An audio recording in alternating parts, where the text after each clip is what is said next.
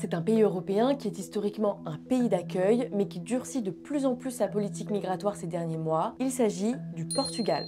Et si on t'en parle, c'est parce que mercredi 16 juillet, le Parlement a voté en faveur de dispositions pour restreindre l'immigration dans le pays. On te résume. Déjà, il faut savoir que la population étrangère au Portugal a doublé en 5 ans. Elle a atteint 15% de la population totale, soit 1,5 million de personnes en 2024, selon les données officielles.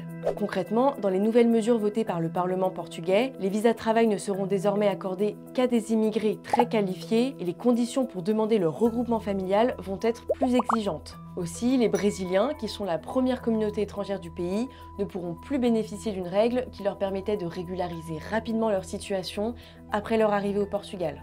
Le Parlement a aussi validé la création d'une nouvelle unité au sein de la police qui sera chargée de lutter contre l'immigration illégale et d'organiser l'expulsion des exilés en situation irrégulière. Le gouvernement veut aussi restreindre les conditions pour obtenir la nationalité portugaise, mais cette disposition est encore en débat pour l'instant. Ce qui est assez frappant avec ces mesures, c'est que pendant longtemps, le Portugal avait une politique migratoire parmi les plus ouvertes d'Europe.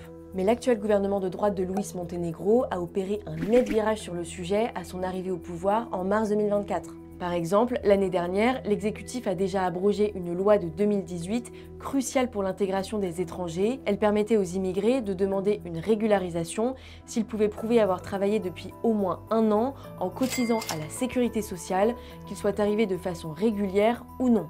Depuis, le flux d'entrée d'étrangers au Portugal a diminué de 59% selon le gouvernement.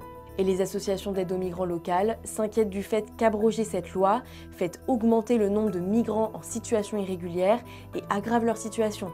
Retirar um mecanismo para efetivamente as pessoas depois ficarem no limbo, ficarem entregue a máfias, todo tipo de máfias. Também há muitas máfias de colarinho branco que exploram indevidamente os imigrantes e os empurram para a clandestinidade, para a ilegalidade, para a exploração. En 1 an, les conditions de vie des migrants dans le pays se sont aussi dégradées. Beaucoup sont obligés de dormir sous des tentes, notamment à cause d'une crise du logement qui rend la plupart des locations inabordables et à des prix astronomiques.